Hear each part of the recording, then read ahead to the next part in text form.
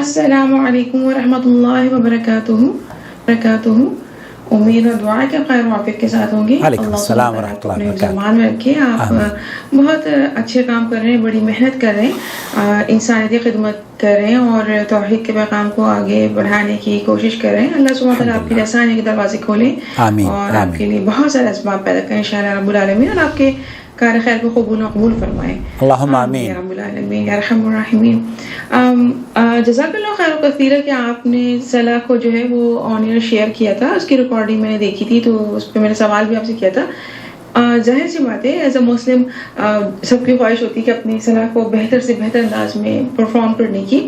تو میں پوچھنی چاہی تھی, میں نے نوٹس کیا کہ آپ نے پہلی رکعہ میں سورہ بقرہ کی آیت کرسی پڑھی تھی, ایک آیا خالی سنگل, ٹھیک ہے, اور جو کہ لمبی ہے تو آپ نے اس کو ادا کر دیا. سیکنڈ رکعہ میں آپ نے سورہ بقرہ ہی کی اسی آیا کے آگے کنٹینیوٹی کی. اگر میں غلطی پڑھ رہی ہوں تو جو آپ کے پروگرام میں چاہت پہ جو اوپر آپ ظلمات والی پڑھتے ہیں نا آپ لوگ, وہ والی میرے خیال سے آپ نے اس کی قرأ کی ہے. جی, تو آپ کو تو میرے خیال سے کوائٹ شیور کی چیزیں میمورائز ہوں گی جب بھی آپ نے پڑھی.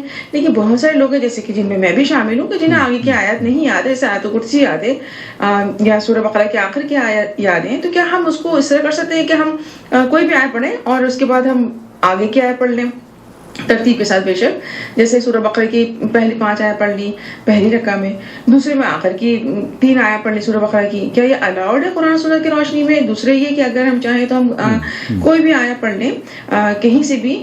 فار ایگزامپل یہی آپ کی ایگزامپل دے دیتی ہوں کہ سورہ بقرہ کی کوئی آیت پڑھ لی, ٹھیک ہے نا, لیکن سیکنڈ رکعہ میں ہم سورہ کہف کی آیت پڑھ لیں تو سورہ بقرہ تو دوسرے نمبر کی قرآن پاک کی سورہ ہے, ہم نے اس کی بیچ کی کوئی آیت پڑھ لی. اور سورہ کہف جو ہے اگر میں غلطی پڑھنی تو 18ویں نمبر پہ آتی ہے, تو ہم اس کی بیچ کی کوئی آیا یا پھر اسٹارٹنگ میں سورہ کہف کے پڑھ لیں, تو کیا قرآن و سنت کی روشنی میں الاؤڈ ہے یا ہمیں کنٹینیوٹی کے ساتھ ہی جانا ہے؟ ترتیب تو مجھے سمجھ میں آتی ہے کہ ایک ہی سورہ کی سیم آیا آگے پیچھے الٹا نہیں کر سکتے, سیدھا ہی جائیں گے.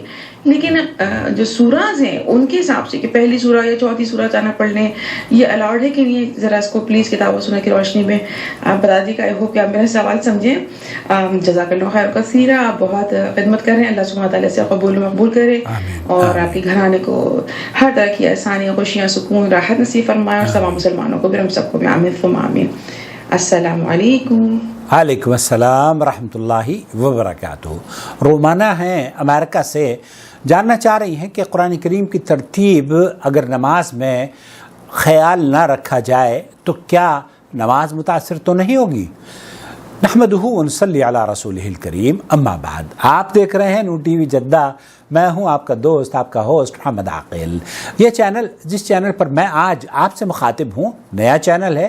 دراصل وہ چینل جس پر 2 لاکھ سبسکرائبر تھے اسے یوٹیوب نے بلاک کر دیا ہے. کوئی بات نہیں, ہم نے ایک نیا پودا لگایا ہے, نئی شمع روشن کی ہے, اور اس شمع کی روشنی سے انشاءاللہ تعالی پوری دنیا کے اندر توحید کی شمع روشن ہوں گی اور روشنی پھیلے گی باذن اللہ تعالی. اس چینل کو اگر آپ نے ابھی تک سبسکرائب نہیں کیا ہے تو پلیز میک شیور کہ سبسکرائب کر لیا ہو اور آل نوٹیفیکیشن ضرور الاؤ کیجیے گا. اور دوسرا چینل ایک سبسٹیٹیوٹ چینل ہم نے بنایا ہے, یہاں آپ اس کا لنک دیکھ سکتے ہیں.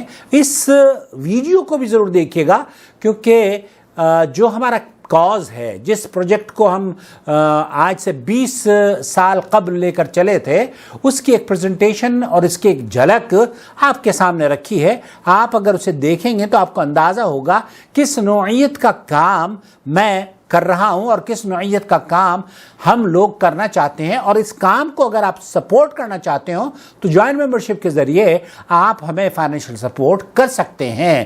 اگر آپ کے ملک میں جوائن ممبرشپ کا بٹن نظر نہیں آتا تو آپ پیٹریون ویب سائٹ کا ڈسکرپشن باکس میں لنک ہم نے دے دیا ہے, اس کے توسط سے بھی آپ ہمیں سپورٹ کر سکتے ہیں. دوسرا یہ کہ انڈیا کے جو سبسکرائبر ہیں واٹس ایپ پیمنٹ میتھڈ بھی انہوں نے انٹروڈیوس کیا ہے.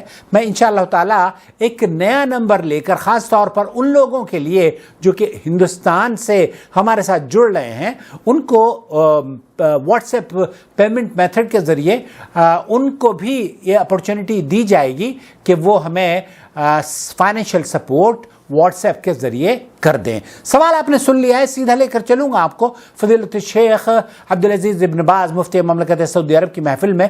ان سے اسی طرح کا سوال پوچھا جا رہا ہے جیسے کہ رومانہ نے پوچھا ہے امریکہ سے۔ سنتے ہیں شیخ عبدالعزیز ابن باز کو۔ هل يجب ترتيب السور في القراءة أثناء الصلاة؟ هل يجب ترتیب السورة، کیا یہ واجب ہے کہ ہم نماز کے دوران اپنی نمازوں کے دوران قرآن کریم کی تلاوت کی ترتیب کا خیال رکھیں؟ اگر خلط ملط ہو جائے تو کیا نماز متاثر ہوتی ہے؟ لا يجب، السنة ترتیب۔ سنت ترتیب، شیخ عبدالعزیز بن باز رحمۃ اللہ علیہ فرما رہے ہیں سنت یہی ہے کہ ہم ترتیب کا خیال رکھیں،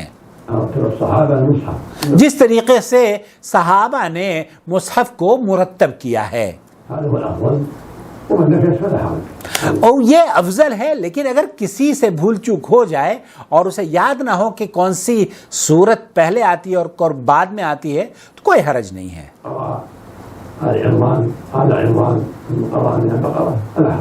کسی آدمی نے آل عمران بعد میں آتی ہے اور سورہ بقرہ پہلے آتی ہے، آل عمران پہلی رکعت میں پڑھ لی اور سورہ بقرہ دوسری رکعت میں پڑھ لی تو کوئی حرج نہیں ہے، نماز درست ہے۔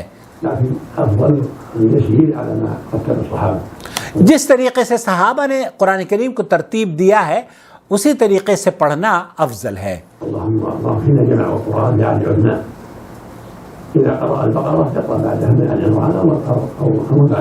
اس کی ترتیب یہ ہونی چاہیے جیسے کہ آپ نے سماعت فرمایا کہ سورہ بقرہ آپ نے پڑھ لی ہے، پھر اس کے بعد سورہ نساء یا آل عمران پڑھیں، اس کے بعد کی جو ترتیب ہے یہ افضل طریقہ ہے۔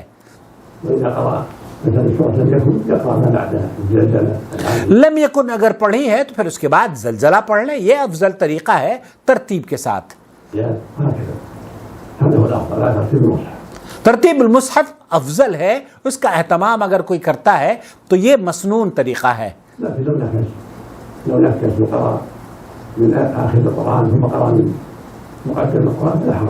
اگر کسی نے آخر کی صورت پہلے پڑھ لی ہے اور پھر بعد میں پہلی صورت پڑھ رہا ہے اپنی نماز میں، مثال کے طور پر سورہ قل هو اللہ احد آپ نے پہلی رکعت میں پڑھ لی ہے اور پھر اس کے بعد دوسری رکعت میں آپ پڑھ رہے ہیں والتین والزیتون تو کوئی حرج نہیں ہے۔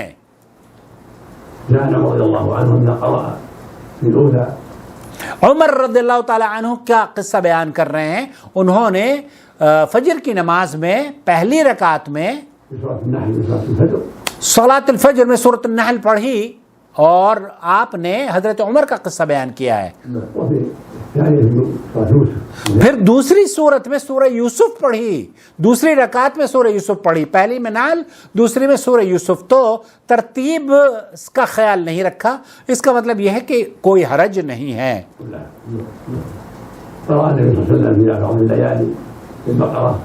اللہ کے رسول صلی اللہ علیہ وسلم جب قیام اللیل میں پڑھا کرتے تھے تو سورہ بقرہ، سورہ نساء اور اس کی ترتیب کا خیال رکھا کرتے تھے۔